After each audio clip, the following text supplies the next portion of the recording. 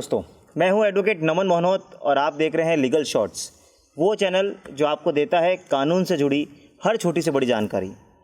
आज हमारे साथ हैं जेएनयू के अध्यक्ष रविंद्र सिंह जी भाटी। बहुत बहुत स्वागत है आपका। बहुत बहुत धन्यवाद। आज हम एक अनोखे विषय पर चर्चा करने वाले हैं जो हम सब के लिए आज चिंता का विषय बना है।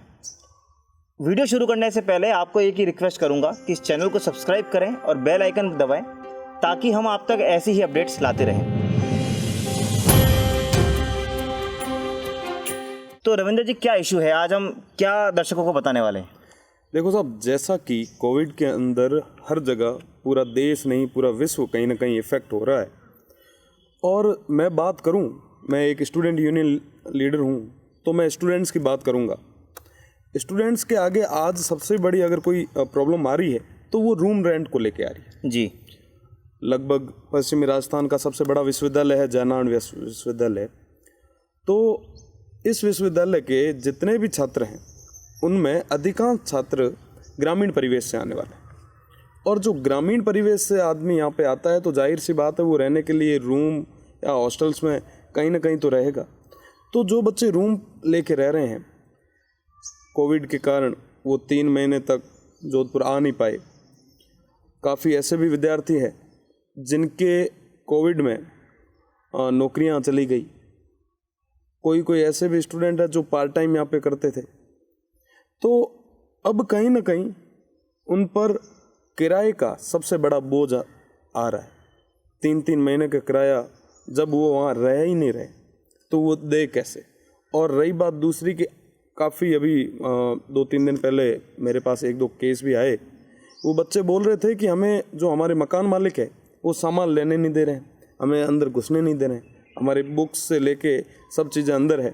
एग्ज़ाम्स के लिए हो या किसी के लिए भी हमारे सामान की हमें ज़रूरत है, तो अब हमें मिल नहीं पा रहा है और मकान मालिक अपनी दबंगाई दिखा रहे हैं। तो हम ऐसे में क्या करें?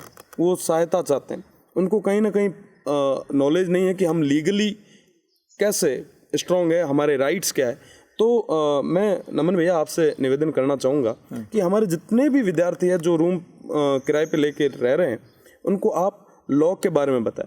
और जाहिर सी बात है कि आदमी को खुद के राइट्स के बारे में जानना, उनकी जानकारी होना बहुत ही ज़्यादा ज़रूरी है। वर्तमान समय में कोविड के कारण सारे छात्र इफेक्ट हुए हैं, तो ये बहुत ही ज़्यादा और महत्वपूर्ण विषय है। तो मैं निवेदन करना चाहूँगा कि आप जितने भी हमारे दर्शक हैं, जितने भी हमारे विद्यार्थी हैं, उनको उनके राइट्स के बारे में बताएं। धन्यवाद रविंद्र जी। जैसा कि आपने बोला कि समस्या बहुत गंभीर है। 3 महीने बाद स्टूडेंट्स अपने घरों से वापस आ रहे हैं और अभी तो सुनने में आ रहा है कि वापस लॉकडाउन बढ़ाया जाएगा। ऐसी कई अफवाहों का बाज़ार गर्म है। तो अब इस बात पे हमें देखना होगा कि क्या हमें रेंट देना है। अगर हमने वो जगह यूज़ नहीं की है, हम जिस पीजी में रहते थे या जो हमने किराए पे रूम लिया हम वहाँ नहीं रहते थे, तो क्या हमें रेंट देना होगा या नहीं देना होगा? बिल्कुल, ये जानना आज के लिए हमारा सबसे बड़ा उद्देश्य है। देखिए, मैं आपको 2 बातें बताऊंगा। सबसे पहला सवाल ये उठता है कि क्या आपको रेंट देना होगा या नहीं, और दूसरी बात, अगर आपको रेंट नहीं देना है तो क्या मकान मालिक आप पे किसी भी तरह की दबंगाई कर सकता है या नहीं। तो पहली बात मैं आपको बताऊं, आपको मैं ये बोलूँगा कि आप अपने सभी छात्रों को बोलें कि अपना रेंट का एग्रीमेंट देखें। बिल्कुल, रेंट एग्रीमेंट में आपको ये देखना है कि फोर्स मेजर नाम का एक क्लोज होता है। फोर्स मेजर क्लॉज ये कहता है कि अगर ऐसी सिचुएशन बन जाती है, जैसे एक्ट ऑफ गॉड हमने सुना है, बिल्कुल, जिसपे वो मूवी भी थी, ओ माय गॉड जी। तो अगर कुछ ऐसा एक्ट ऑफ गॉड होता है या कोई ऐसी सिचुएशन होती है जो आपके और मेरे कंट्रोल से बाहर है, तो उस कंडीशन में आप अगर वो एग्रीमेंट या कॉन्ट्रैक्ट फॉलो ना करें तो आप पे किसी भी तरह की बाध्यता नहीं है। बट सवाल अब ये उठता है कि अक्सर हम देखते हैं कि रेंट एग्रीमेंट हम साइन नहीं करवाते, या अगर साइन भी करते हैं तो हमें मकान मालिक बोलता है हम तो वहाँ सिर्फ साइन कर देते हैं, और क्योंकि हम स्टूडेंट्स हैं हम उनकी बात मान लेते हैं, हमें तो रूम लेना होता है तो हम साइन कर देते हैं। अब सवाल ये उठता है कि अगर फोर्स मेजर क्लॉज नहीं है तो क्या करें। तो यहाँ पे एक सबसे इंपॉर्टेंट प्रोविजन है, section 56 of the Indian contract act. वो कहता है फ्रस्ट्रेशन ऑफ कॉन्ट्रैक्ट पे बेस्ड है। वो ये कहता है कि अगर आप अपना कॉन्ट्रैक्ट फुलफिल नहीं कर पा रहे हैं किसी ऐसी कंडीशन के कारण जो कि ऐसी सिचुएशन से उत्पन्न हुई है या ऐसी सिचुएशन से आई है जो आपके कंट्रोल में नहीं है, तो आपका पूरा की पूरा कॉन्ट्रैक्ट फ्रस्ट्रेट हो जाएगा और आपको फिर किसी भी तरह की कॉन्ट्रैक्ट की कोई भी कंडीशन को फॉलो करना जरूरी नहीं है। तो यहाँ पर सबसे बड़ी बात यही है, और मैं आपके सभी दर्शकों को यहाँ पे यही बोलूँगा कि section 56 of Indian contract act का यूज़ लिया जाए, जहाँ पे ये क्लियर है कि अगर ऐसी पैंडेमिक या ऐसी कोई बीमारी या महामारी आई है जिसको भारत सरकार ऑलरेडी घोषित कर चुकी है, तो आपको किसी भी तरह का रेंट देने की ज़रूरत नहीं है। तो ये तो रहा पहला सवाल कि क्या आपको रेंट देना है या नहीं है, तो बिल्कुल देने की ज़रूरत नहीं है। तो शायद यहाँ आपके जो आप जिनके जनप्रतिनिधि हैं उनकी प्रॉब्लम सॉल्व हो जाती है। बिल्कुल। सेकंड सवाल अब ये उठता है कि क्या अगर हमें रेंट नहीं देना है, तो आपने जैसा भी फरमाया कि लोग आके धमकाते हैं, दबंगई दिखाते हैं कि क्या हमें रेंट दें या नहीं दें, तो मैं आपको यहाँ पे एक प्रोविज़न बहुत क्लियर कर दूँ। जो ये कोरोना महामारी जो घोषित हुई है जी, ये आप बार बार पढ़ते होंगे, डिजास्टर मैनेजमेंट एक्ट आया है जी, उसके अंदर घोषित किया गया है। उस एक्ट के सेक्शन 73 में एक बात बहुत क्लियर कर रखी है। वो ये लॉ ये कहता है सेक्शन 73 में कि अगर आप कोई गवर्नमेंट के ऑर्डर के अकॉर्डिंग काम कर रहे हैं उस एक्ट के अंदर, तो आपको किसी भी तरह की घबराने की ज़रूरत नहीं है और आपके खिलाफ कोई भी केस नहीं हो सकता। अब हम इसको इस प्रेजेंट केस में लेके देते हैं। लॉकडाउन घोषित हुआ मिनिस्ट्री ऑफ होम अफेयर्स के सर्कुलर से, बिल्कुल, और वो गवर्नमेंट ऑफ इंडिया ने घोषित किया था सेक्शन 73 ऑफ एनडीएमए के अकॉर्डिंग जी। यानी अगर इस एक्ट के अंदर वो सर्कुलर इश्यू हुआ है और बच्चों ने उसकी अनुपालना करते हुए अगर वो प्रीमाइस अपना या जो उन्होंने रेंट पर जगह यूज़ ली है वो अगर यूज़ नहीं कर पा रहे हैं, तो उन्हें किसी भी तरह का रेंट नहीं देना होगा और इसके लिए भी उन पे खिलाफ कोई एक्शन नहीं हो सकता। बिकॉज सेक्शन 73 क्लियर ये कहता है कि अगर आप कोई गवर्नमेंट के ऑर्डर को फॉलो करते हुए कुछ फॉलो कर रहे हैं या कुछ अनुपालना कर रहे हैं, तो आपके खिलाफ कोई भी लीगल एक्शन नहीं लिया जा सकता। तो ये सबसे इंपॉर्टेंट बात है। अब मैं आपसे यह जानना चाहूँगा कि ऐसा क्यों आपको लगता है कि बच्चों को रेंट नहीं देना चाहिए। एक सवाल एक और ये भी उठता है, अगर मैं लैंडलॉर्ड की तरफ से सोचूं कि हमने तो अपने आप को जगह दी है, आपको रेंट देना चाहिए, तो क्यों आपको रेंट नहीं देना चाहिए? बच्चों की बात को आप कैसे रखेंगे? बिल्कुल साहब, आप कहना एकदम सही है। ये जो आपने पूछा है साहब, मैं बताना चाहूँगा कि हमारे जितने भी विद्यार्थी हैं वो सारे ग्रामीण परिवेश से आते हैं जी। सबकी आर्थिक स्थिति एक समान नहीं होती, और अगर वो आर्थिक स्थिति से मजबूत होते तो वहाँ ये सभी बच्चे यहाँ पे किराए पे नहीं रहते जी, इनकी खुद की प्रॉपर्टीज होती जी। और रही बात दूसरी, मैं आपको बताना चाहूँगा कि काफ़ी सारी ऐसी प्रॉब्लम्स होती है, जैसे अब जो बच्चा है वो किराया कहाँ से लेके आ रहा है, ग्रामीण परिवेश से जो किसान का एक बेटा है वो किराया कहाँ से लेके आ रहा है वो खुद जानता है। बहुत बड़ी बात है। ठीक है साहब। और रही बात दूसरी, एक मकान मालिक अगर 3 महीने का किराया नहीं लेगा तो वो कभी भूखा नहीं रहेगा। पर जिसका पेट काट के ले रहा है वो कितना मन में सोच रहा होगा, वो कैसे पैसे दे रहा होगा, ये सोचने की बात है। मानवता की बात, इंसानियत की बात। मैं बात इंसानियत की कर रहा हूँ कि आप आज जहाँ पूरा देश सब सरकारें ये कह रही है कि आप किराया मत लो, और फिर भी अगर मकान मालिक ज़बरदस्ती अगर किसी के साथ किराया ले रहे हैं, तो मैं सोचता हूँ शर्म की बात है कि आप 3 महीना का खाली जगह है उसमें वो रहा भी नहीं, और आप ज़बरदस्ती अगर किसी के ऊपर टॉर्चर करके उस पर दबाव बना के अगर ले रहे हो तो वो पैसा ज़्यादा दिन रुकना भी नहीं है। हमारे जिस हिसाब से मारवाड़ में कहते हैं कि ऐसा पैसा रुकता भी नहीं है। और दूसरी चीज़ कि इंसानियत के नाते उनको माफ़ करना चाहिए। ये आपको आगे जाके कहीं ना कहीं एक कहनी साहब अपने की सेटिस्फाई करे, आप खुद आत्मसंतुष्ट हुआ, तो असंतुष्टि री बात है।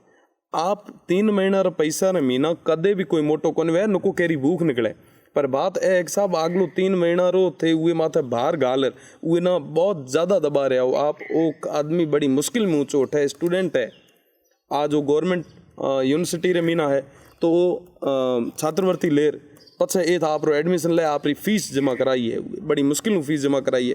ये तो पढ़ाई रे वास्ते खुद बेड़ो कोई पार्ट टाइम जॉब करे और बेड़ी आप पढ़ाई ना पूरी करे, कोई कोचिंग करे, बड़ी मुश्किल में ना और ज़्यादा टाइम निकाल रहे हो, वो वास्ते बहुत बड़ो स्ट्रगल रो टाइम है, और वो टाइम में जा रहा पाछू ना दबाओ, तो इंसानियत ना नाते आप खुद रे माथे शर्म आनी चाहिए। और रही बात दूसरी, मैं निवेदन करना चाहूँ हमारा जितना भी स्टूडेंट है वो सब ना भी कि आप पूरे तरीके प्यार हूँ, आप जितना भी मकान मालिक है आप वो ना समझाओ कि साहब हमारी जो परिस्थिति है महामारी है वो में ना के दिन के सब इफेक्ट हुआ है, माना भी के दिन में भी ये कारण के दिन के नुकसान वहाँ भी देखियो है।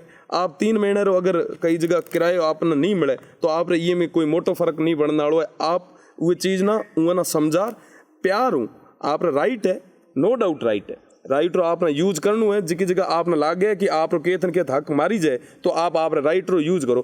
पर मारो निवेदन है कि भेड़ो आप प्यार में ना भी एक जहाँ कई जाए कि जो कोर्ट री प्रोसीजर है लगभग हमारे हिसाब में सबा न ठा हो जितना भी अपना दर्शक है, कोर्ट रो जो प्रोसीजर है ए बहुत लंबो चलाने वालों प्रोसीजर। जी बिल्कुल सही बात। मारो निवेदन यही है, मैं ये वास्ते हुआ ना कहा कि प्यार हूँ क्योंकि आप एक टेबल माथे बैठ रहे जो बात करो कोई चीज आगे जार पछे भी होनी तो मारो निवेदन है कि आप अगर प्यार कोई चीज सुलझती हुए तो प्यार सुलझानी चाहिए।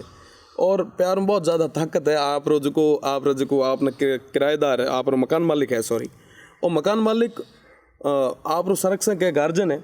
आप इतना गाँव इतना अड़गा आर बैठा हो तो आप वो बड़ी बदतमीजी मत करो। पर अगर आप ना लागे कि के दिन के तो आप रो हक मारी जाए तो आप बिल्कुल ये उपयोग करो। आप खुद रे बेड़ो गलत मत होने दो।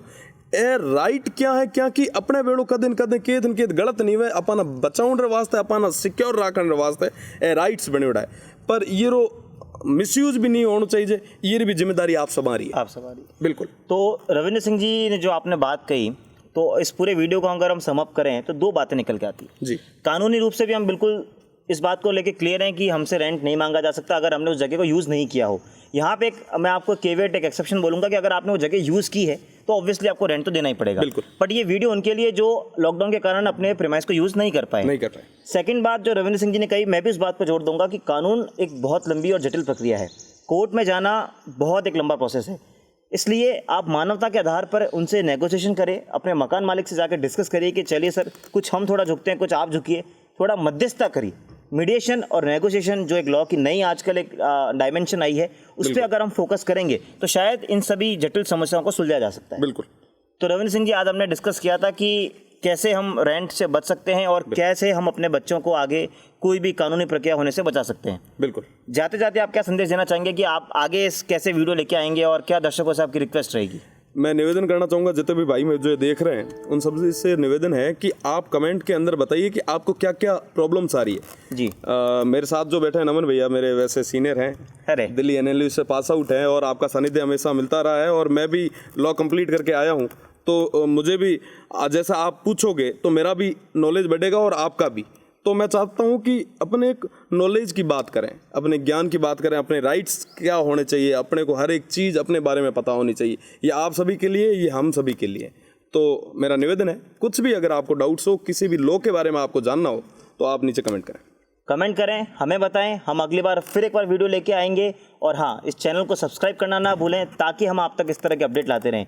मिलेंगे अगली बार फिर किसी इन्फॉर्मेटिव वीडियो के साथ। तब तक के लिए जय हिंद, जय भारत।